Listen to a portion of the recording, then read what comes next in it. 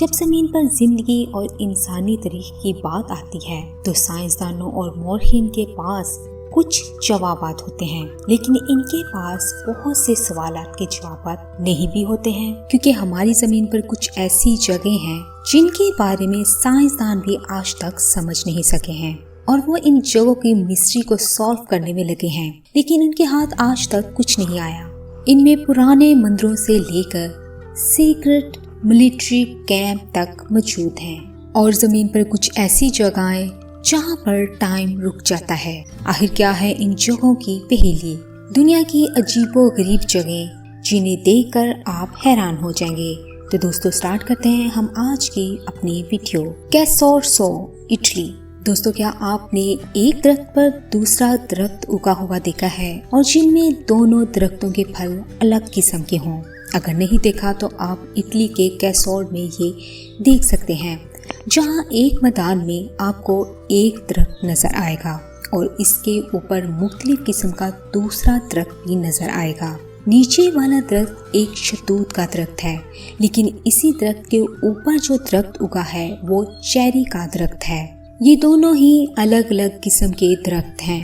दोस्तों अक्सर देखने में ये आया है कि अगर एक दरख्त पर दूसरा दरख्त उगता भी है तो वो उसी किस्म का होता है, लेकिन यहाँ पर डिफरेंस ये है कि एक दरख्त पर दूसरी किस्म का दरख्त उगा है और ये दोनों दरख्त बिल्कुल ठीक हैं। आमतौर पर देखा गया है अगर एक दरख्त बिल्कुल ठीक है तो इसकी कीमत दूसरे दरख्त को उठानी पड़ती है। चेरी के दरख्त पर सफेद फूल बहुत खूबसूरत लगते हैं और ये वहाँ के सियाहों के लिए तवज्जो का मरकज बने हुए हैं। इस अजीबोगरीब दरख्त को देखने के लिए लोग दूर दूर से आते हैं। अगरचे इस दरख्त की देखभाल के लिए इसके इर्द गिर्द बाड़ लगा दी गई है ताकि लोग ज्यादा करीब ना हों और इस दरख्त पर चढ़ना गैर कानूनी है। साइंसदान आज भी इस खोज में लगे हैं कि एक मुख्तलिफ किस्म के दरख्त पर दूसरी किस्म का दरख्त कैसे उग सकता है। Temple of Antra, Syria. दोस्तों आपने शायद सुना हो कि सीरिया में बहुत से कदीम मंदिर पाए जाते हैं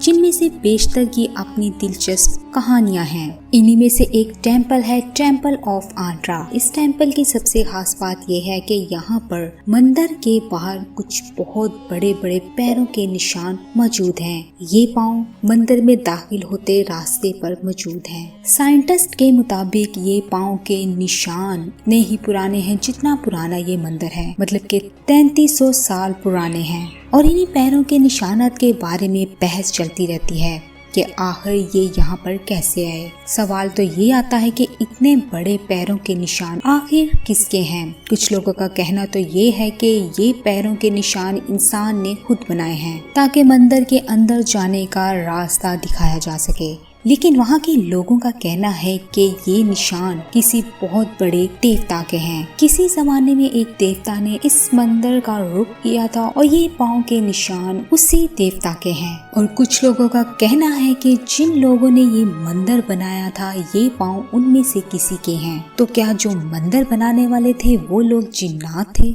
या फिर कदीम जमाना में दुनिया के इस हिस्सा में रहने वाले लोग बहुत बड़े थे जिनके बारे में बहुत सी कहानियां भी मशहूर हैं और इन पैरों के निशानात इनकी कहानियों को सच्चा होने का सबूत देती हैं। पर अफसोस की बात तो ये है कि 2018 में तुर्क फसाई हमले के नतीजे में इस टेम्पल को पूरी तरह नुकसान पहुंचा था, लेकिन पैरों के निशान सही सलामत हैं। बास का किल्मस, कजाकिस्तान। बास का खेल में एक वक्त में एक आइलैंड हुआ करता था, लेकिन यहाँ पर पानी की सतह आहिस्ता आहिस्ता कम होती चली गई। कजाकिस्तान के इस आइलैंड को the island of no return भी कहा जाता है, क्योंकि लोगों के मुताबिक यहाँ जो भी जाता है वो वापस नहीं आता। इस जगह को 1939 में एक नेशनल रिजर्व करार दे दिया गया था और इसकी एक जगह लोगों के लिए बिल्कुल बंद कर दी गई थी और यही वक्त था जब इसके बारे में डिफरेंट मिस्ट्रीज बनना शुरू हो गयी। लोग मानते हैं कि इस जगह पर कई सीक्रेट मिलिट्री एक्सपेरिमेंट किए गए थे। आज भी जो लोग वहां पर जाते हैं तो उनकी कार का जीपीएस सिस्टम काम करना बंद कर देता है और कंपास उनको गलत रास्ता बताता है।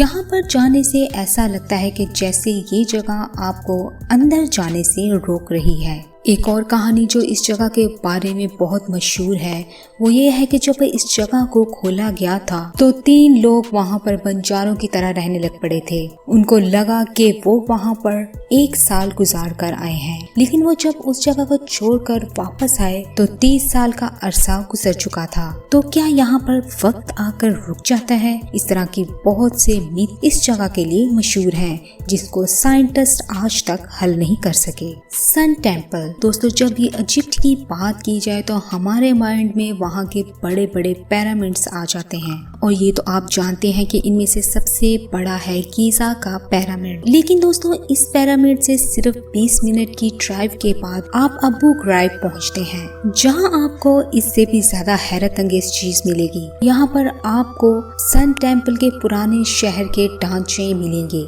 जो कि इजिप्शियन के खुदा के लिए बनाया गया था। ये तकरीबन 2400 साल पहले से तमीर किए गए थे और इनकी एक अपनी अलग से तहजीब थी। माना जाता है कि अबू गरीब में इस तरह के 6 टेम्पल मौजूद, लेकिन इसकी एक बात है जो इसे ज्यादा खास बनाती है, वो है इसे जिन पत्थर से बनाया गया है उसको बहुत ही बारीकी से डिजाइन किया गया है। इन पत्थरों की डिजाइनिंग इतनी साफ है कि इनको किसी मशीन के बगैर बनाना बिल्कुल नामुमकिन लगता है। और साथ ही इस टेम्पल में बहुत से हॉल हैं जो कि मशीन के बगैर नामुमकिन है। तो क्या उस वक्त भी जदीद टेक्नोलॉजी का इस्तेमाल होता था? क्या यहाँ रहने वाले लोगों को जदीद टेक्नोलॉजी तक रसाई हासिल थी?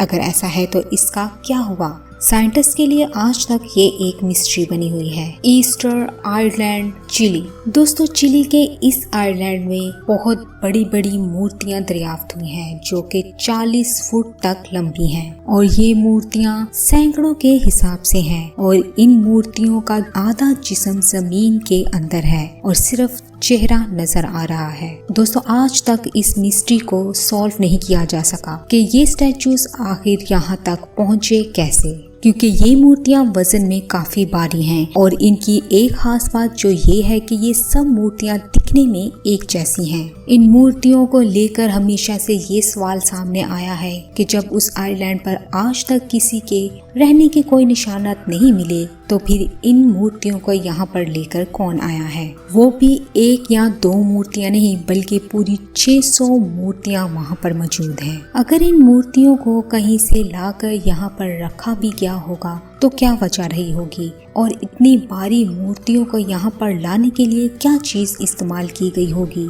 इन सब बातों के जवाब साइंटिस्ट को आज तक नहीं मिल सके और ये एक अनसॉल्व्ड मिस्ट्री बनकर रह गई। तो दोस्तों, ये थी हमारी आज की वीडियो। अगर आज की वीडियो आपको पसंद आई, वीडियो को लाइक, चैनल को सब्सक्राइब और बेल आइकन के बटन को जरूर प्रेस कर दीजिएगा ताकि इस तरह की हर आने वाली वीडियो आपको मिल सके। खुदा हाफिज।